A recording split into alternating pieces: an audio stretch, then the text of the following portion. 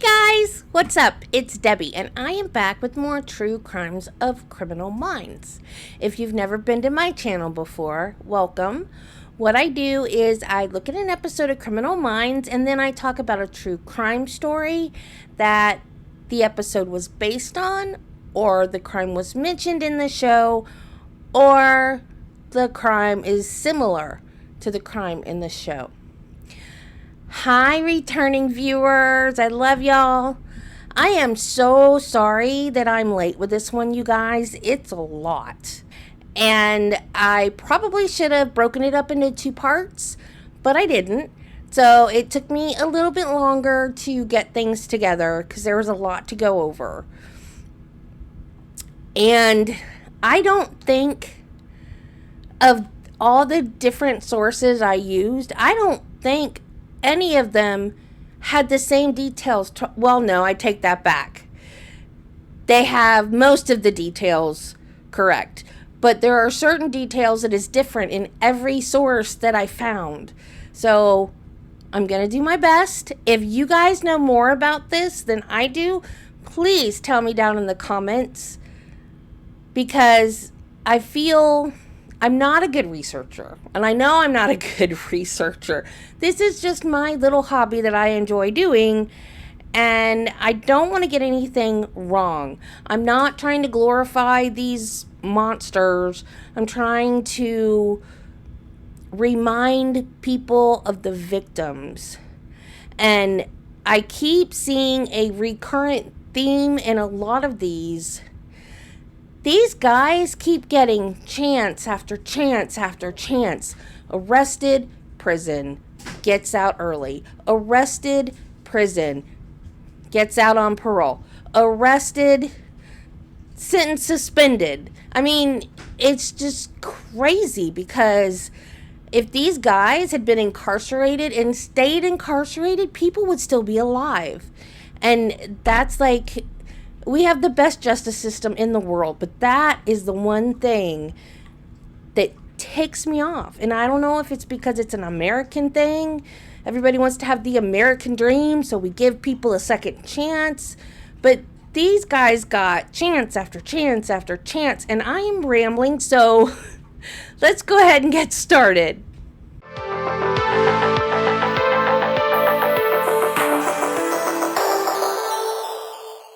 Today, I am going to talk about the very last episode of Criminal Minds Season 2, and it is called No Way Out Part 2, The Evolution of Frank.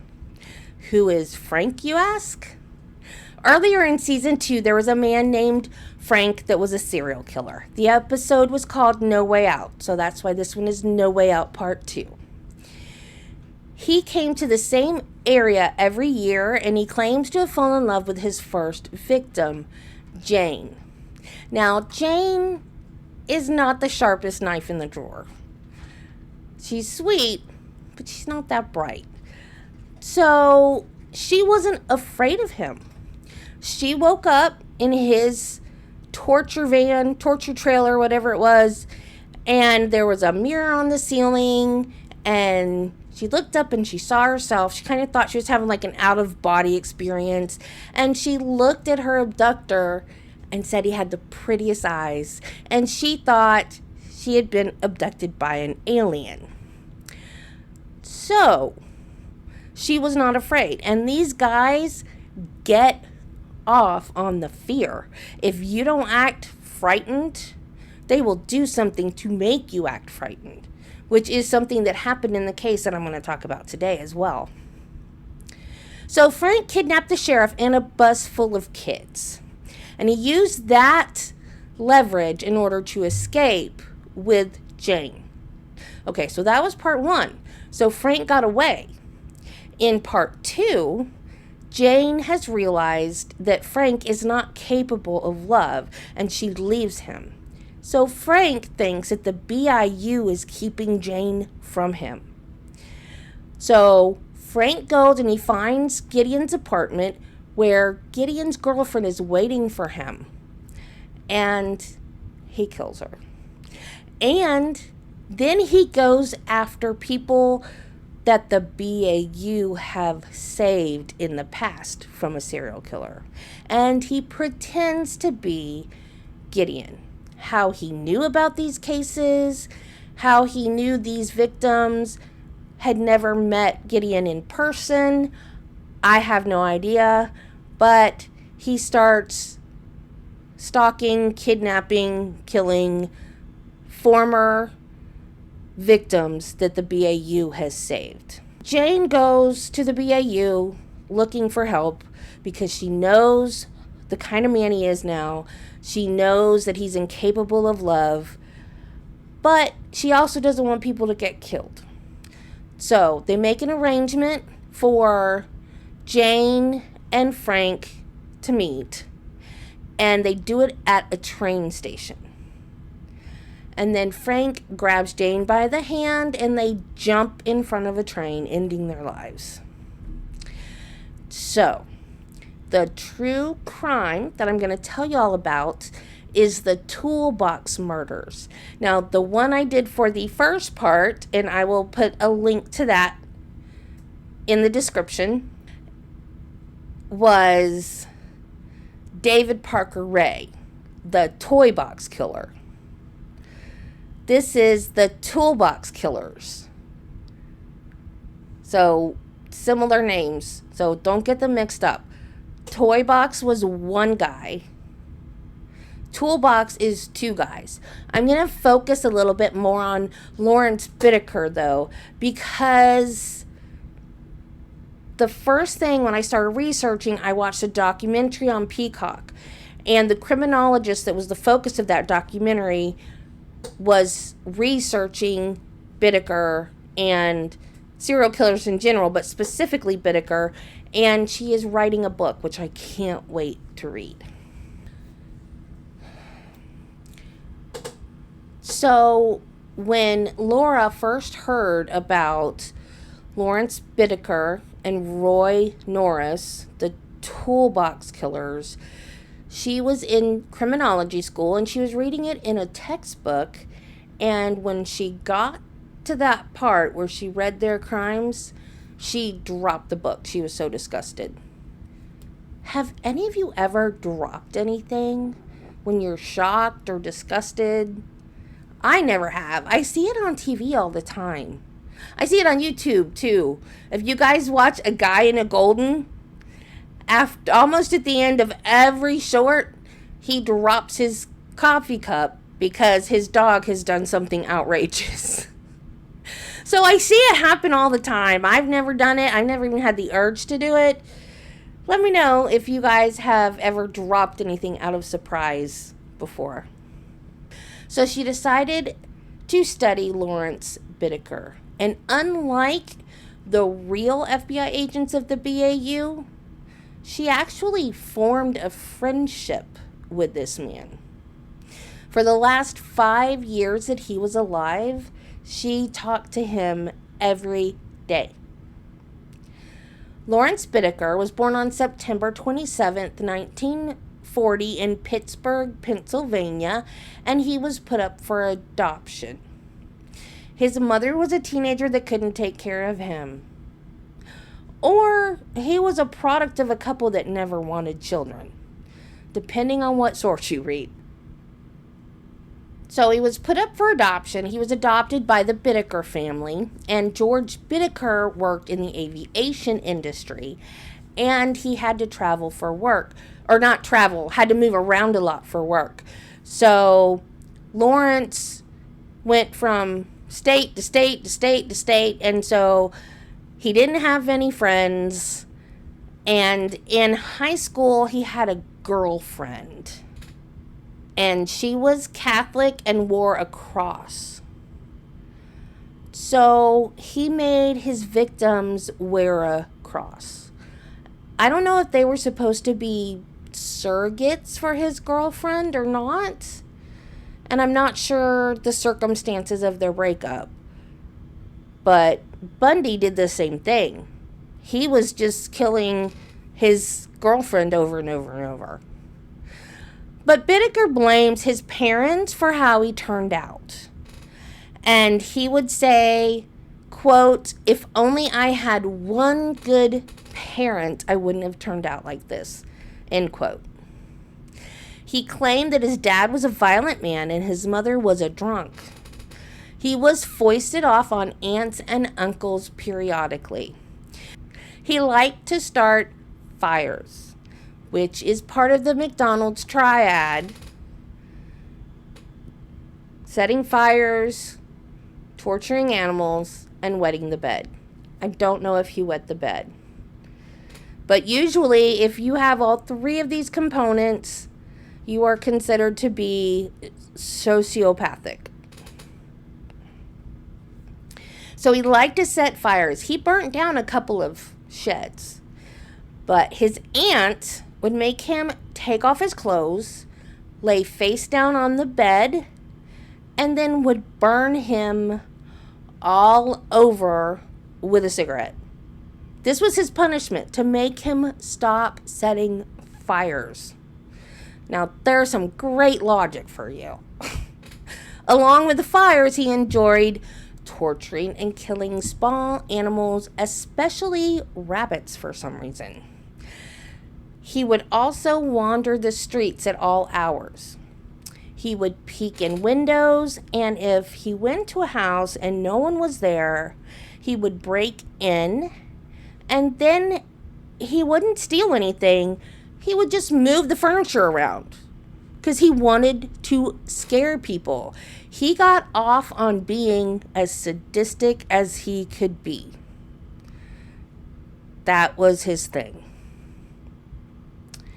So he made an audio tape of him and his girlfriend making out. And that was the first recording he made. And then when he started doing the awful things to women that he did, he would make audio tapes of that as well. So I'm thinking something about his girlfriend must have set him off. But I couldn't find any of that in any of the research. And like I said, a lot of ambiguous research. Strange. Bittaker was a genius. He was very, very intelligent with an IQ of 138. But he dropped out of high school in 1957, and that kind of coincided with the beginning of his criminal career, because he was far more interested in breaking the law than going to school. So he had a series of arrests starting at a young age. His largest crime at the time was car theft. This is his first. He'd had other run-ins with the law. This is his first actual arrest. He stole a car. So he got charged with car theft, leaving the scene of an accident, and evading arrest. So I'm thinking the accident probably happened because he was running from the cops. I'm assuming, but I don't know exactly what happened. He was sent to a California youth authority, and it was a camp up in the San Gabriel Mountains. A psych eval was done when he got there, and he was diagnosed. I've never heard of this before. I hope I say it correctly. He was diagnosed with a polymorphous pervasive personality, which basically means that he got pleasure out of committing crimes. He just did it because it gave him pleasure. There was no other motive. There was no ulterior motive. There was no reason. He just liked it. That was his hobby. That was fun for him. So he was released when he was 19. And when he got out, his parents had moved. They were so embarrassed and disapproving and disgusted by his behavior that they just picked up and moved and left him. He had a fantasy that he wanted to find his mom and kill her. And I don't know if he meant adopted mom or biological mom, but that was what he wanted to do when he got out at 19 years old. That didn't happen as far as I know, but other bad things did. After being released, he was arrested by the FBI because he had violated the Interstate Motor Vehicle Act, which basically just made taking a stolen car across state lines a federal crime. And I don't know if he stole another car after he got out, or if this was still from the time he'd already served from the first car theft. So, I don't know. Like, can they do that? I don't know. Any lawyers or law people in the chat, let me know. Can you go to jail for something state and then get out and be charged federally for basically the same thing? I have questions. So it was federal. So he was arrested in Louisiana and he served his time in Oklahoma. He was sentenced to 18 months but only served 6 months. His next arrest was in December of 1960 in Los Angeles. He committed a victimless theft. I don't know what a victimless theft means. I would think if you're stealing something from somebody, there's a victim. But it said victimless theft. He was sentenced in May of 1961 to 1 to 15 years. A prison psychologist diagnosed him as paranoid and borderline psychotic. He was released in 1963. 2 months later, he was arrested for a parole violation and robbery. And I'm not sure how long he was in jail this time, but he was let out and then rearrested in October of 1963. At that time, he was given another psych eval, and they came to the same conclusion that Bittaker was borderline psychotic and paranoid. They let him out again. Next arrest was in July of 1967 for robbery and leaving the scene of an accident. He was sentenced to 5 years, but was released in 1970 after only serving 3 years.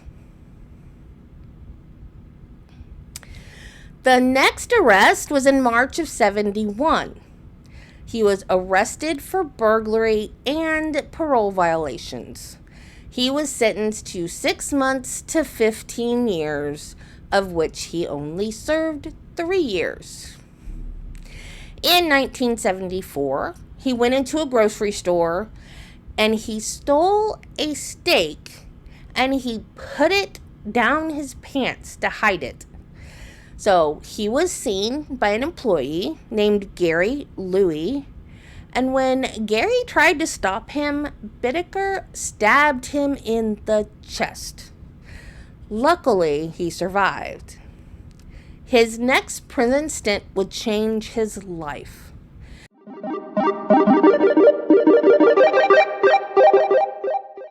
He was sent to California Men's Colony in San Luis Obispo, where he met Roy Norris. Norris was in prison for rape. They became good friends and they talked about their fantasies. And there was an inmate that they were friends with. His name was Richard Shootman. He was in prison for killing a college girl. And he would listen to the fantasies of Bittaker and Norris. He would write them down and then sell them to other inmates. And this time, the psychiatrist at the prison diagnosed Bittaker as a classic sociopath. Roy Norris was a really big guy. He weighed over 200 pounds, and Bittaker was very intelligent with an IQ of 138. So Norris was the muscle of the team, and Bittaker was the brains.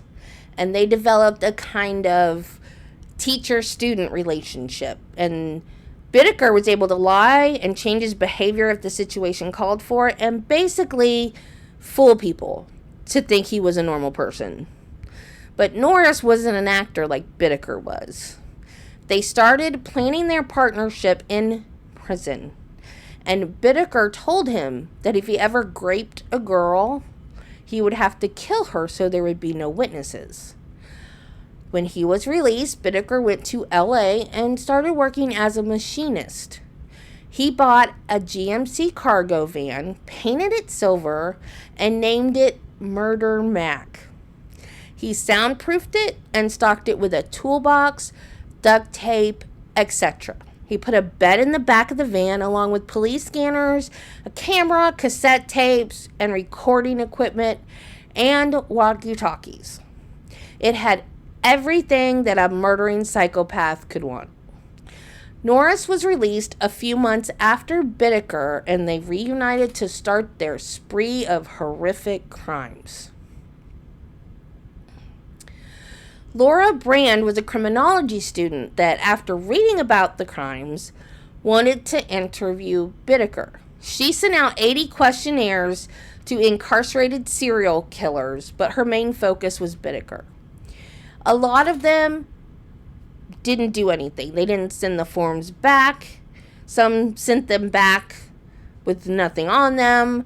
Very few people wanted to participate in the serial killer study she was doing. Bittaker refused to participate in the study or even see her. But for some reason, he changed his mind and he called her. She said that they talked every day for 5 years while he was on death row. He was also interviewed by Mary Ellen O'Toole, who is an FBI, she's retired now, but an FBI agent from the Behavioral Analysis Unit. She used a different method than Laura did. Laura tried to get Bittaker to open up and consider her a confidant, but Mary Ellen was a little more confrontational. As I tell you about the crimes, I'm going to interject some of what Bittaker told Laura. Was he telling the truth? Who knows? But it's still super interesting to me that she even got him to open up. She said at first he was really hard to warm up and he wasn't good at like a face-to-face conversation, and that in the beginning he wouldn't even look at her. Anyone who studies human behavior will tell you that psychopaths cannot bond with people. But Bittaker eventually bonded with Laura. But did he really? He was a good actor and he knew how to manipulate people. So, Laura thinks they bonded. And when I tell you some of their conversations, you're going to probably think they did too. But was it real? Or was he just acting and manipulating the situation? Bittaker told Laura that he and Norris had picked up around 20 hitchhikers as a practice run, just picking them up and then taking them where they wanted to go and dropping them off. Then after that, they felt ready to actually start to pull off the crimes that they'd fantasized about in prison. Their first victim was 16-year-old Cindy Schaeffer.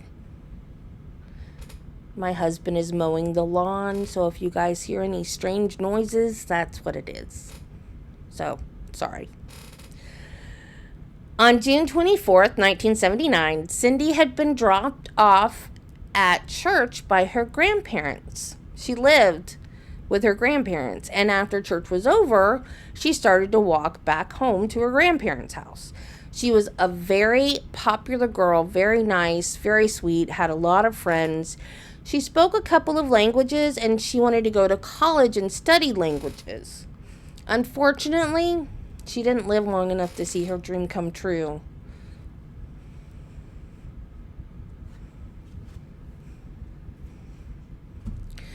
Bittaker, driving the van, stopped and asked her if she needed a ride. She declined, so Norris jumped out of the side of the van and grabbed her and pulled her into the van. They drove up into the mountains and they each graped her twice. Cindy wanted to pray before they killed her. And Bittaker just laughed and said, "God isn't here, only devils."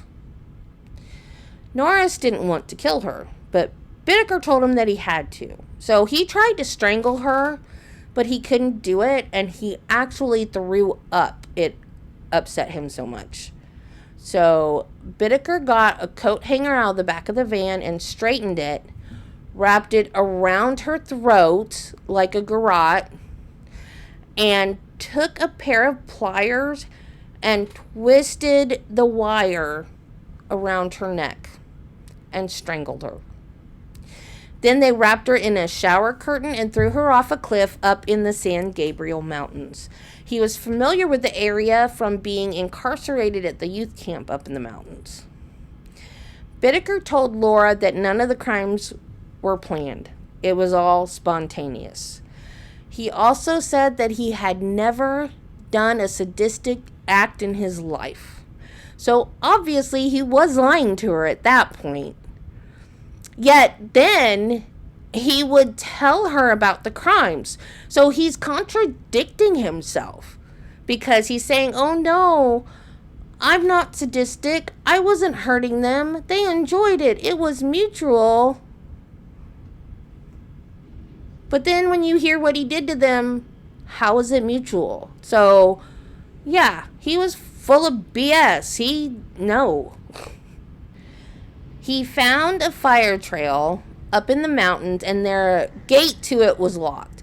So he broke the lock and he replaced it with one of his own so that he could have access to that fire road anytime he wanted. He told Laura that before his first abduction, he and Norris had been driving around in the Murder Mac van for around 15 hours, smoking weed and taking pictures of young girls. He also told her that the first kill wasn't that fun. So he didn't get the satisfaction out of it that he thought he would. So he couldn't stop with just one. On July 8th, 18-year-old Andrea Hall was hitchhiking on Pacific Coast Highway when Bittaker picked her up. Norris was hiding under the bed in the back of the van. Bittaker asked her if she was thirsty and told her there were drinks in a cooler in the back. When she went to get a drink, Norris, hiding under the bed, jumped out and attacked her. They drove her up into the mountains and they assaulted her.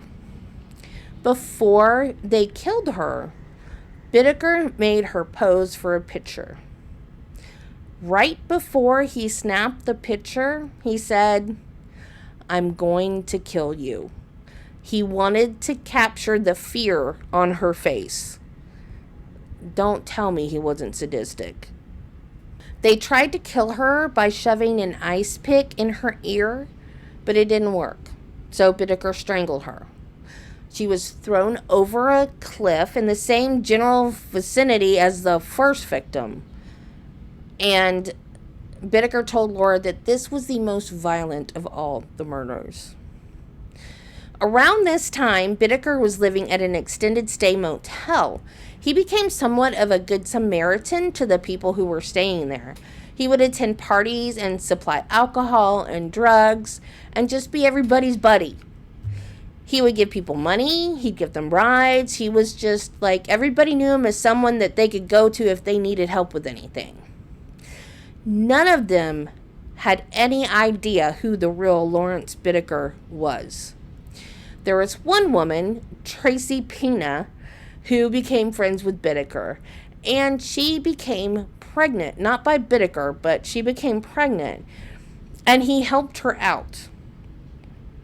He gave her money if she needed it. He would run errands for her. He gave her rides, just like whatever she needed. So one day they were in the van and they had an argument, and Tracy doesn't remember what the argument was about, but she does remember that he pulled a gun on her. He told her to get out of the van, and he told her the only reason why you're still alive is because you're pregnant. She has terrible, terrible survivor's guilt. And I think I would too, to be honest. I mean, I have survivor's guilt from surviving cancer. So I can imagine this type of survival would carry much more guilt. So the next time that Bittaker and Norris went out hunting for girls, there were two girls, 15-year-old Jackie Gilliam and 13-year-old Leah Lamp, and they were hitchhiking to the beach. It's not really clear why they were hitchhiking because the beach was in walking distance, and Bittaker even said the same thing in one of the interviews, that he doesn't understand why they were hitchhiking. I wish they hadn't. Norris had made a homemade sap. I didn't know what a sap was, so I had to look it up. It's a leather sheath, usually with like an iron bar or lead bar inside of it, to be used as a bludgeon.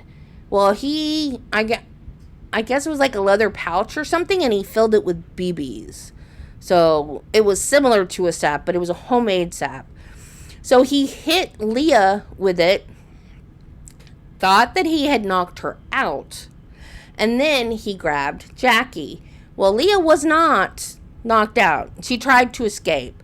So she actually got out of the van. So Bittaker stopped, and there was a tennis court right there, and there were people playing tennis. So she's screaming. He's grabbing her and pulling her back into the van. And the people playing tennis were looking, and he's like, oh, she's just having a bad LSD trip, and I'm trying to help her. So he got her back into the van. They drove the girls up into the mountains, and they raped and tortured them for 2 days. When Bittaker found out that Jackie was a virgin, he was so excited. He audio recorded the assault and told her to pretend to like it. He also took pictures of the girls with Norris, and Norris took pictures of the girls with Bittaker. And Bittaker, he would actually show these photos to people. Like, he didn't realize that that was an inappropriate thing to do. Aside from the fact that it wasn't consensual, you don't show people pictures of you having sex with someone. So, like, he wasn't even normal enough to understand that that was not something that normal people did. Laura asked Bittaker why the two girls were kept the longest, and he replied, got nothing better to do. This man, oh my God. Bittaker shoved an ice pick in Jackie's ear. When her partially skeletonized remains were found, the ice pick was still sticking out of her skull. They threw the girls off another cliff in the San Gabriel Mountains. On September 30th, they kidnapped Shirley Sanders. They raped her, but she was able to escape and went to the police, where she ID'd them. Unfortunately, they weren't caught, and another girl died before they caught them. On Halloween night, they were driving around looking for girls when they saw 16-year-old Shirley Lynette Ledford. She went by Lynette. She was hitchhiking home from a Halloween party. Although other sources said she intended to go to a Halloween party and then changed her mind and didn't go. I don't think any of that matters. But they did pick her up. She was hitchhiking. And when she realized what was happening, she tried to escape. So they subdued her, and when they did, she stopped struggling, stopped fighting back, and just became completely quiet. I personally think she dissociated. I think she knew what was coming and, like, just went somewhere else in her head. Like, I've always heard about that. So why else would you just, like, go limp and just lay there and let them do horrible things to you? So they didn't understand what was going on. She just gave up, and she wouldn't even scream. And Bittaker was audio recording it, and he needed her to scream. So he started slapping her. And then Norris repeatedly hit her elbow with a sledgehammer. Oh my God, that must have been so... You know how bad it hurts when you hit your funny bone? Like, oh my gosh. Ugh.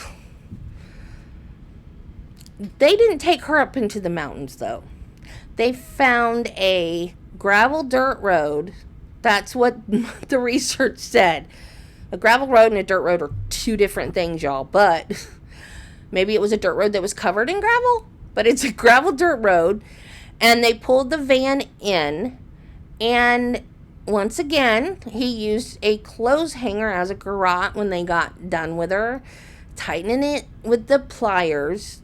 He also used the pliers to do other things to all of the girls, but I don't choose to discuss that. So the garrote, it was the size of a silver dollar by the time he was done twisting it.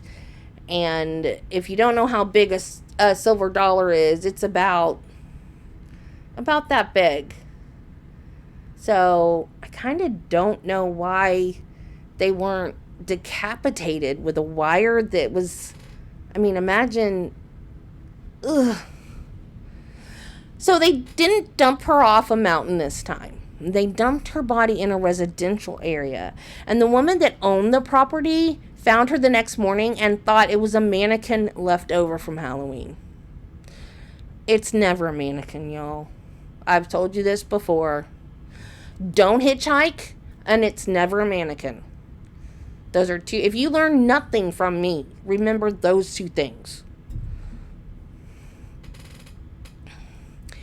This happened just days after the Hillside Stranglers were caught. And so Bittaker and Norris, they wanted to see what the newspapers would report. Because at first, some of their victims were thought to be victims of the Hillside Stranglers. This is how they got caught. Norris self-snitched. And I love that expression. There's a YouTube channel. It's CLR Bruce Rivers. CLR stands for Criminal Lawyer Reacts. And he has hats you can get that say, "Stop self-snitching." He loves to use that term. Don't self-snitch. But Norris apparently didn't know to do that. He told a friend of his from prison, Jimmy Dalton, about everything he was doing with Bittaker. This happened before the last murder. So before Lynette Ledford, he spilled the beans to a friend of his from prison. So then when Lynette was found, because he didn't believe them at first, or believe Norris at first. He didn't believe it. But then when Ledford was found, he went and told his lawyer, and then his lawyer told the police. So the detectives on the case were named Bynum and Cray. They did 24-hour surveillance on Norris. They followed his car everywhere he went. And one day he was parked and he was inside of a store, and they looked in his car window and there was a giant brown bag of weed on the floorboard of the back seat. So they arrested Norris for a parole violation. They got a search warrant for Norris's apartment where they found over 500 photos of all the assaults. And while the police were searching it, Bittaker called. Like, the phone rang. And the detective, just picked it up and, hello? I don't know why he answered the phone. I really don't. But anyway, so Bittaker asked where Norris was, and the detective said, "Oh, he's up on the roof fixing the antenna." But Bittaker did not believe that, and he knew something was up. So after he got off the phone, he completely cleaned out the van. Got rid of anything that could incriminate them for these crimes. However, he forgot one thing. The audio tape of Ledford's assault. So now both Norris and Bittaker were arrested for the murders. Norris pleaded guilty to avoid the death penalty, and he agreed to testify against Bittaker. He was sentenced to 45 years to life. He also took police to the spots where the bodies were discarded, and they found the skeletal remains of Gilliam, Lamp, and Ledford. Schaeffer and Hall's remains have never been found. Now, Laura Brand said in the documentary that Norris had given the cops the wrong location of the first two victims. So Bittaker actually drew a map of the dump sites for her. And I guess I misunderstood because I thought that all of the remains had been found after he told Laura where to look. But as I did more research, I realized that the first two are still missing. So apparently, Bittaker also lied to Laura about the location of the first two victims. Bittaker's trial started on January 19th, 1981. Norris was the star witness. He told them everything. And they also had witnesses that had seen the pictures and heard the tapes. Like, these guys didn't know how to not snitch on themselves. I'm telling you. Crazy. I mean, glad they did, but the most damning evidence was the tape of Ledford's assault. They played a 17-minute segment that brought the jury and the audience members to tears. Some of them rushed out of the courtroom. Bittaker just sat there and smiled the whole time the tape played. They took a recess. A lot of people had to run out of the courtroom and run to the bathroom to throw up. It was that bad.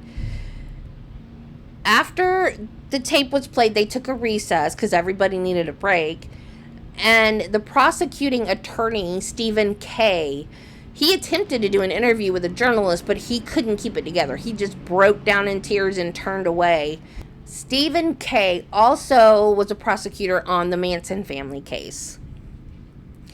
He said years afterwards, they've stopped now, but years afterwards, he would have nightmares where he would hear the girls scream and he would run to try to save them.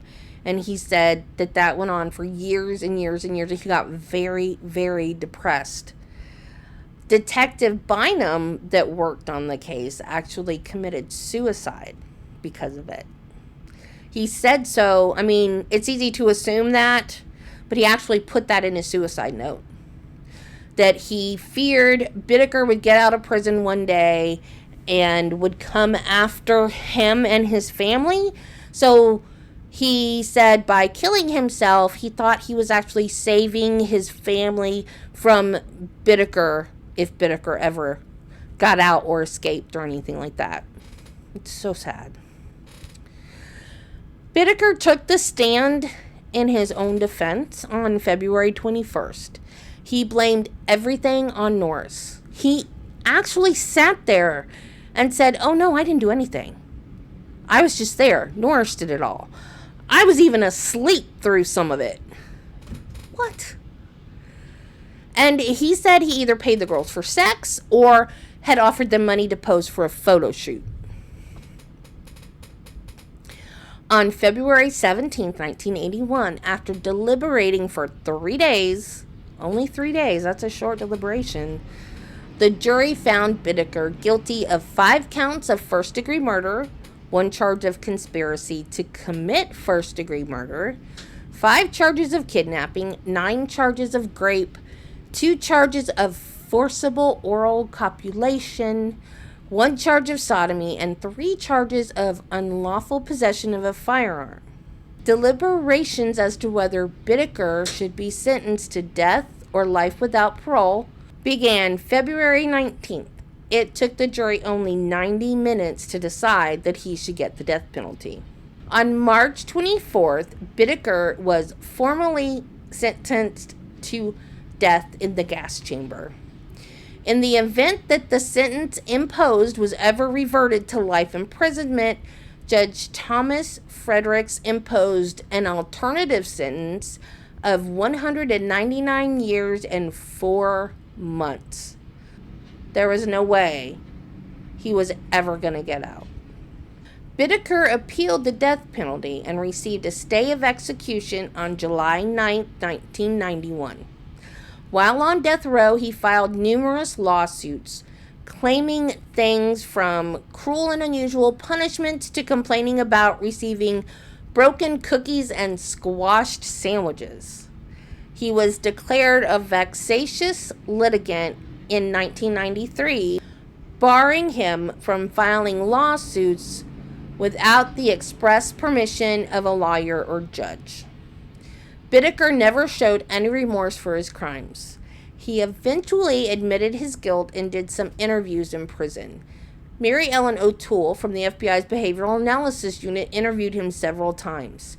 One time he told her that he cried at soap operas, trying to make her believe that like he was a normal person with normal emotions.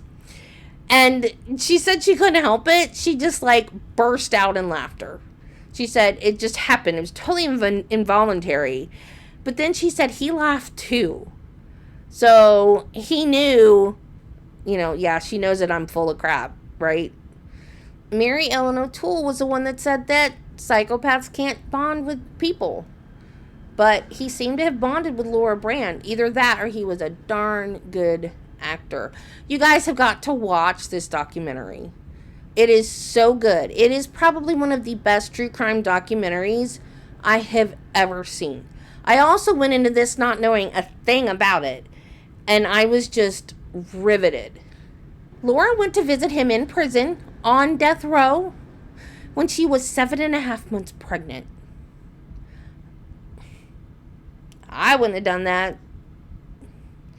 And she said visiting death row, it isn't like the movies. She had to sign a form that basically said if there was a riot or something, she would not be protected. The first priority would be to contain the prisoners so they didn't escape. She also said that she wasn't talking to him on the phone with the plexiglass between them, like you see on the movies and stuff. I imagine they do that in places other than death row, but this was death row. They were literally locked into a cage together. And she's 7.5 months. No, absolutely not. And he made her promise that she would always be a good mother because he hadn't had a good mother. And he asked if he could be Uncle Larry. And she told him, yes, if you want to. She even went back to the prison more than once after she had the baby so he could see him. And on his records or whatever, he made Laura his next of kin. Because he didn't have anybody but Laura by now at this point. He told Laura that at 78 years old, he had just now started having emotions. He cried at commercials, which is basically the same thing he told Mary Ellen O'Toole. But that was soap operas. But, 6 of one, half a dozen of the other, right? Laura believed him, though. And he was writing a manuscript titled Becoming Fully Human. I'm sorry. I don't even know what to say about that. So he called her one day and told her that he had cancer all over his body. So I'm not sure if that's true or not.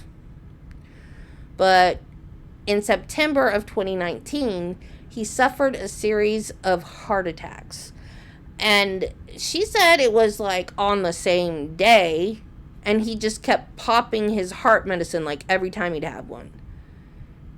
Which that's not really how heart attacks work. But whatever.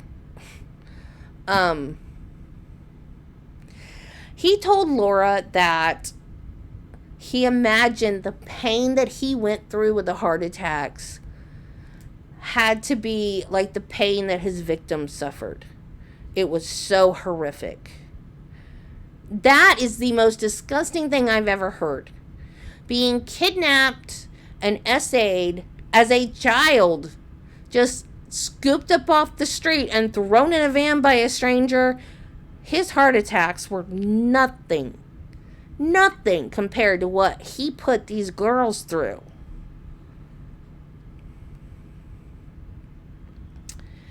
On Friday the 13th, 2019, he died. And Laura, as next of kin, was called and notified. and she cried. When I listened to the interviews that she gave for this documentary, her voice will crack. Like, you'll hear when she's talking about the girls and the family members of the victims, and like, I know she cares about them. Like, her voice will crack. She'll try to, like, hold back tears. But she did also care for Lawrence Bittaker to an extent. And I don't understand that. I don't know what to say about that. That just blows my mind. But she's writing a book, and I can't wait to read her book. So, you guys watch the documentary and let me know what you think about it, because I really want to know what your take on Laura is. Like, I'm interested in these kind of stories, but I certainly wouldn't have gone as far as she did. I mean, well, however, she was studying to be a criminologist, and all I do is just read stories on the internet.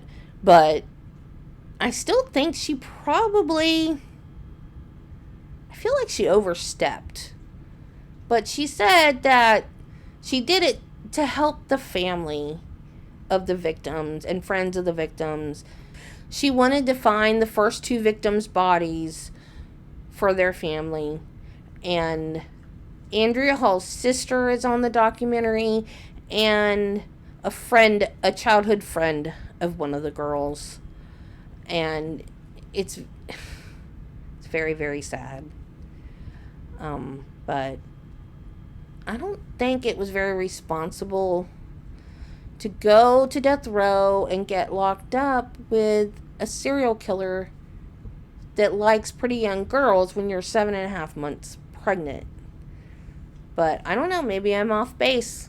You let me know what you think. Please, comments. You guys don't comment enough other than just, oh, I like this one, Debbie, which is fine. I'm not complaining about those comments. But I want to start a conversation here, especially with this one. So that's it for the story of the Toolbox Killers. Please subscribe, like, share, comment, all the YouTube-y things. And remember, be kind to people, love your family, Jesus loves you, and I'll see you in the next one. Bye.